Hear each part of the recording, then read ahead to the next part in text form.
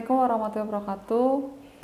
Kita ketemu lagi di mata kuliah Hukum Komunikasi. Kali ini kita ada di pertemuan keempat, yaitu tentang sejarah awal mula dari perkembangan etika media massa di Indonesia.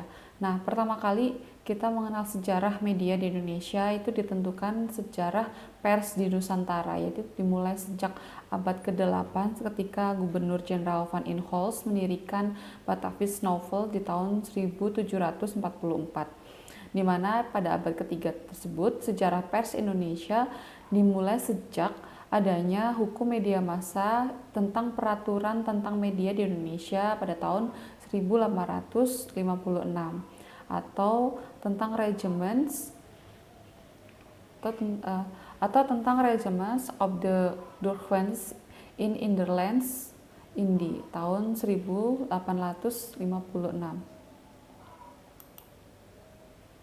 Nah, pada saat pers Indonesia dimulai sejak didirikannya koran pertama di tahun 1744, maka sejarah hukum media di Indonesia mulai sejak itu dari peraturan tersebut di tahun 1856. Secara umum sejarah hukum media di Indonesia itu dalam kurun waktu 1,5 abad sejak Hindia Belanda hingga era reformasi di abad ke-21 ini, dengan ketentuan hukum bahwa tidak boleh adanya pengekangan kebebasan media, khususnya kebebasan pers ataupun terhadap pasang surutnya, namun secara umum dalam perkembangannya lebih menonjol daripada kebebasannya.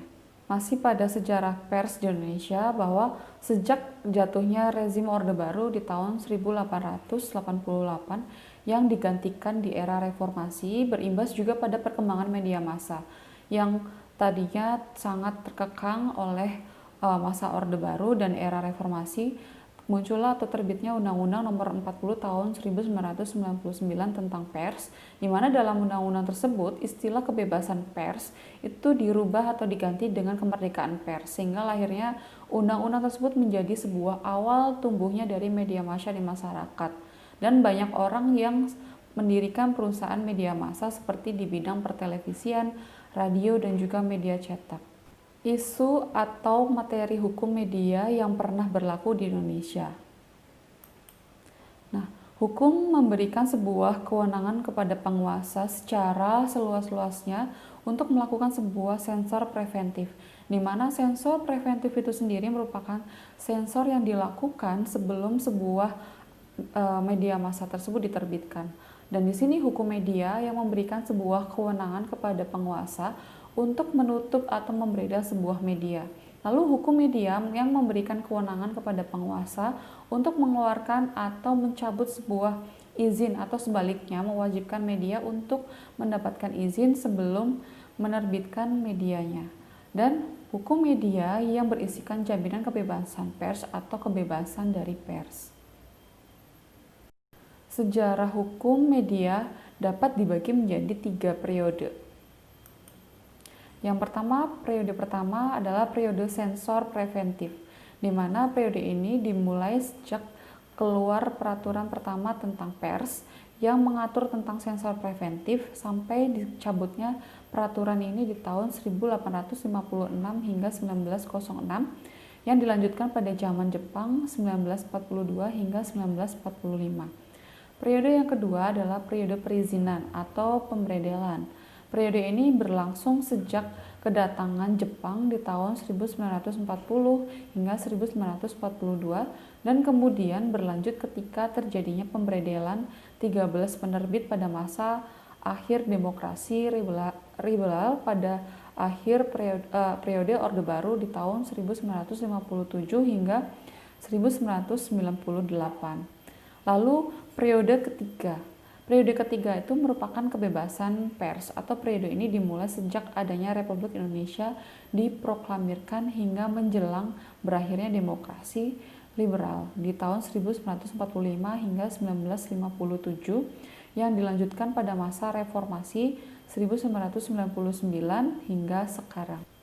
Kemudian adanya industrialisasi media massa.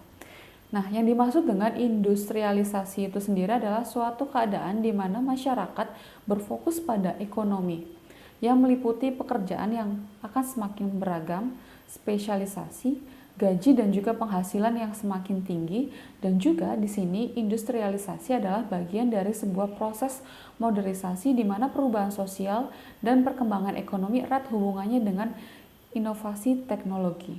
Dan juga yang dimaksud dengan konvergensi media adalah merupakan salah satu efek dari perkembangan teknologi informasi dan komunikasi, yaitu di mana terjadinya suatu konvergensi media massa, di mana suatu perusahaan media itu bisa diakses dengan mudah oleh berbagai jenis yang media komunikasi, seperti contohnya surat kabar Kompas yang dahulu hanya berupa media cetak yang terbit setiap pagi, dan kini berita dapat kita akses melalui internet www.kompas.com, dan sehingga dapat mempermudah masyarakat untuk memperoleh informasi ataupun berita dari Kompas tersebut. Lalu kemudian konglomerasi media massa. Nah, tumbuhnya konglomerat media yang membangun grup media dapat menjadi sebuah kekuatan yang sangat amat besar, yang dimana dapat berpengaruh di bidang ekonomi, politik, sosial, budaya di masyarakat. Nah, seperti contohnya MNC Group yang terdiri dari berikutnya adalah konflik yang pernah terjadi di dunia pers di masa Indonesia. Jadi pertama, perspektif ideologi, yaitu pernah terjadi konflik ideologi yang dipicu oleh konflik antara lain konflik gerakan Darul Islam, yang dimana kelompok tersebut ingin mendirikan sebuah negara Islam di Republik Indonesia yang ideologinya adalah Pancasila. Lalu konflik antara paham komunisme dan juga anti komunisme, di mana mereka berpuncak pada peristiwa G30 SPKI di tahun 1965. Lalu yang kedua adalah perspektif non-ideologis, PRI. Contohnya adalah PRRI, Permesta, sebagai wujud konflik dari melawan pemerintah. Nah, menjadi bukanlah suatu konflik ideologi, melainkan berkaitan dengan politik maupun ekonomi dalam sebuah perspektif tentang politik maupun ekonomi dalam perspektif tentang politik dan juga tata cara bagaimana menjalankan sebuah pemerintahan. Konflik dipicu oleh persoalan sentralisasi yang versus desentralisasi, di mana sentralisasi ini tidak hanya menyangkut bagaimana mengungkapkan sebuah eksploitasi terhadap kekayaan daerah yang dimana tidak dinikmati oleh daerah. Lalu konflik yang ketiga adalah perspektif ekonomi. Kemiskinan, keterbelakangan merupakan penyebab dari konflik. Nah, barangkali terdapat beberapa pendapat tentang hubungan antara ekonomi masyarakat yang menjadi dasar pembaruan politik serta pemerintahan, termasuk di mana cita-cita dan tujuan yang mesti dicapai oleh Indonesia yang merdeka dan berdaulat dalam pers, hukum, dan hak asasi manusia. Bung Karno mengatakan tentang prinsip kesejahteraan, prinsip tidak ada kemiskinan di dalam negara Republik Indonesia yang merdeka. Demikian materi kita untuk bab keempat.